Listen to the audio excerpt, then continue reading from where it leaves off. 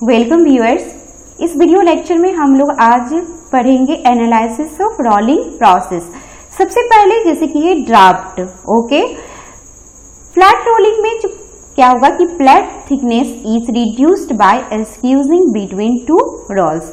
The thickness reduction is quantified by draft. D से denote करेंगे draft को। D equal to क्या हो गया हमारा इनिशियल थिकनेस माइनस हो जाएगा फाइनल थिकनेस। जैसे कि इसे हम लिख भी सकते हैं अगर टी आई से initial, okay, minus T F final thickness. इसे डी से डिनोट किया जाए ड्राफ्ट को। ये T O and T F are initial thickness and final thickness of the sheet used for rolling. Draft is also defined as R equal to D Y T naught, यानी कि draft Y initial क्या हो जाएगा thickness, here R is reduction, okay.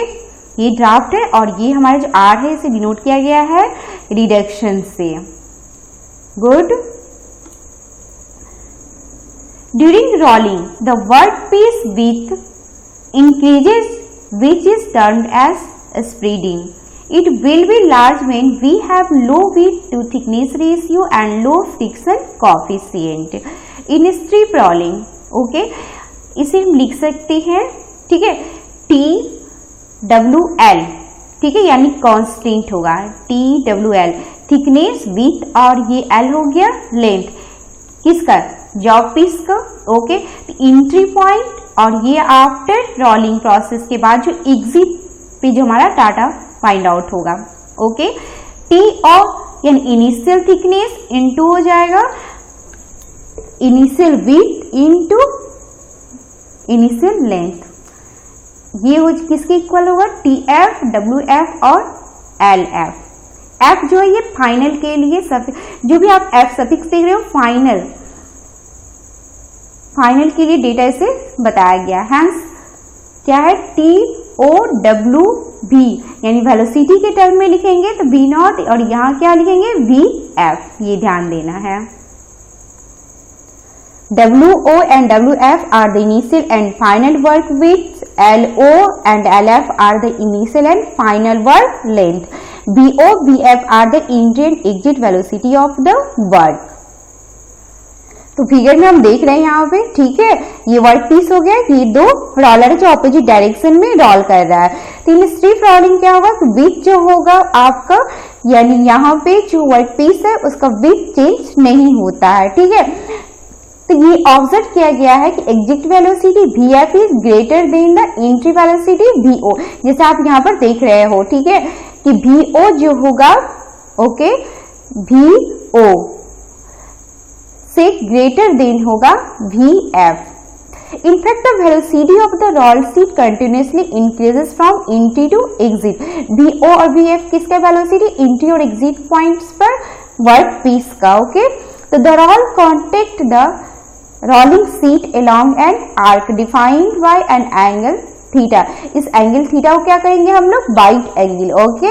ये जो contact length से जो हमारे यहाँ पर देख रहे हैं जो डिफाइन किया गया है एंगल थीटा को, इसे हम बाइट एंगल कहते हैं, थीटा को bite angle, okay.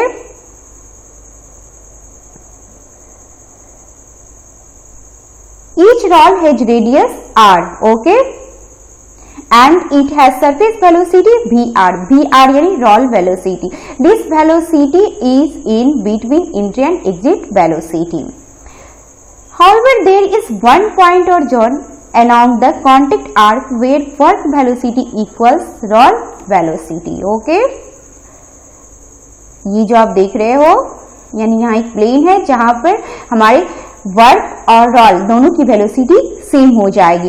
This is called no slip point और न्यूट्रल पॉइंट। अगर हम पॉइंट देखें तो पॉइंट ये होगा, ठीक है, इस पॉइंट को क्या कहेंगे, नो स्लिप पॉइंट्स या तो न्यूट्रल पॉइंट्स। और इस पॉइंट से जो सेंटर तक का जो प्लेन होगा उस प्लेन को क्या कहेंगे हम लोग, नो स्लिप प्लेन और neutral plane. Good, okay. On either side of the neutral point, slipping and friction occur between roll and sheet. The amount of slip between the roll and seat can be quantified by forward slip। Okay, forward slip को ऐसे denote करते हैं, S बराबर क्या हो जाएगा हमारा BF minus BR, यानी यहाँ पर फाइनल वेलोसिटी यानी एग्जिट वेलोसिटी को माइनस करेंगे हम किससे, BR यानी रोलर वेलोसिटी से, डिवाइड कर देंगे इसको हम रोलर वेलोसिटी से। ओके,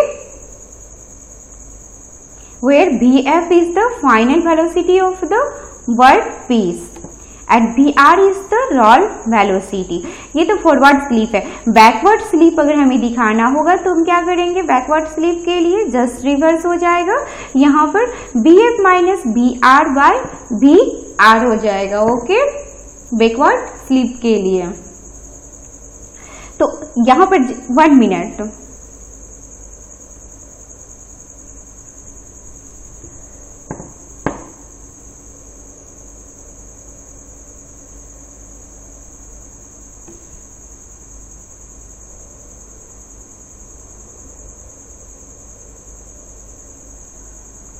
यहाँ पर हम BF माइनस BR नहीं लिख सकते, यहाँ पे क्या लिखेंगे हम BR minus BF, that means यहाँ पर बैकवर्ड के लिए क्या हो जाएगा BR minus BF by BR, या इसे आप ऐसे भी लिख सकते हो BR माइनस BO बटे BR इंटू मल्टीप्लाई कर देंगे 100 से। ओके, इस पूरे टर्म्स पे मल्टीप्लाई हो जाएगा 100, तो इसे हम परसेंटेज में बैकवर्ड स्लिप को शो करेंगे, जहां पर BR इक्वल टू क्या हो जाएगा पाई DN bye 60।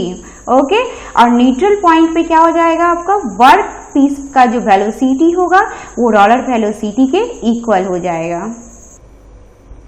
Maximum draft, okay, maximum draft को हम D मैक्स से यहाँ पर शो करेंगे, D मैक्स इक्वल टू क्या होता है fluctuation of the mu square into R, well mu क्या है हमारा, म्यू जो है वो कॉफिशिएंट ऑफ फ्रिक्शन। ओके, ठीक है, कॉफिशिएंट ऑफ फ्रिक्शन,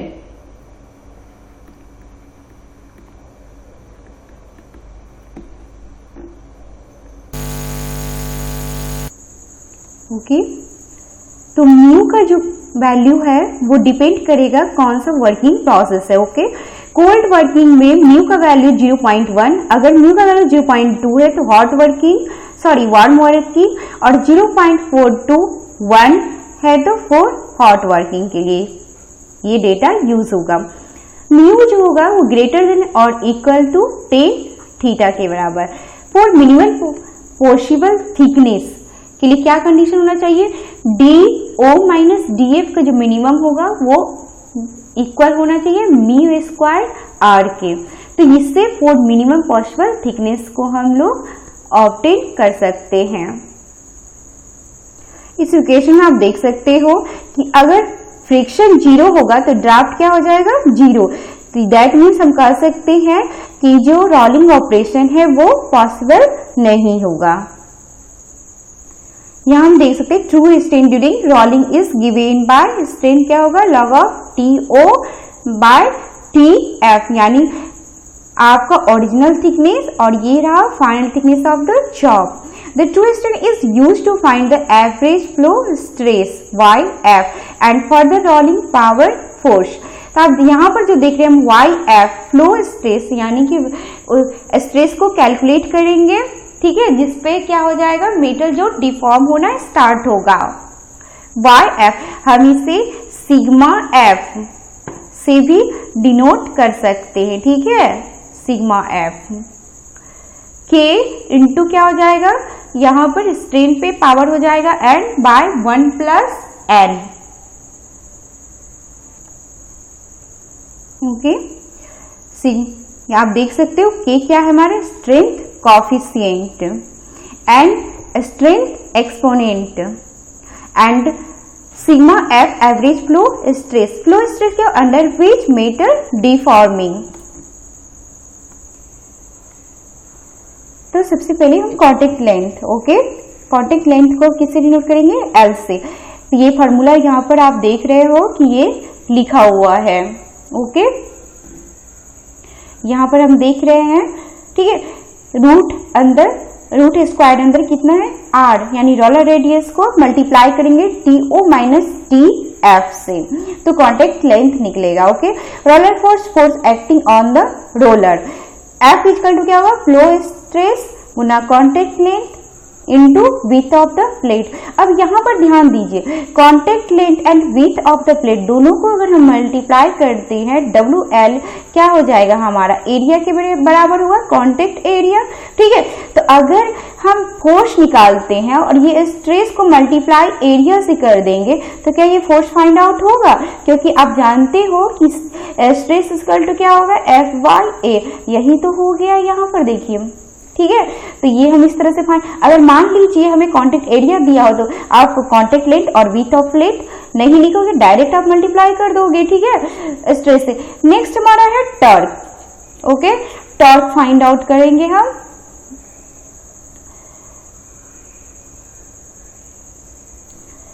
टॉर्क क्या है, 0.5 इंटू मल्टीप्लाई होगा rolling force into contact length. ठीक है, तो रोलिंग फोर्स को F से डिनोट करते हैं, कॉन्टेक्ट लेंथ को L से, क्योंकि आप जानते हो टॉर्क इक्वल टू क्या होता है, F इंटू आर।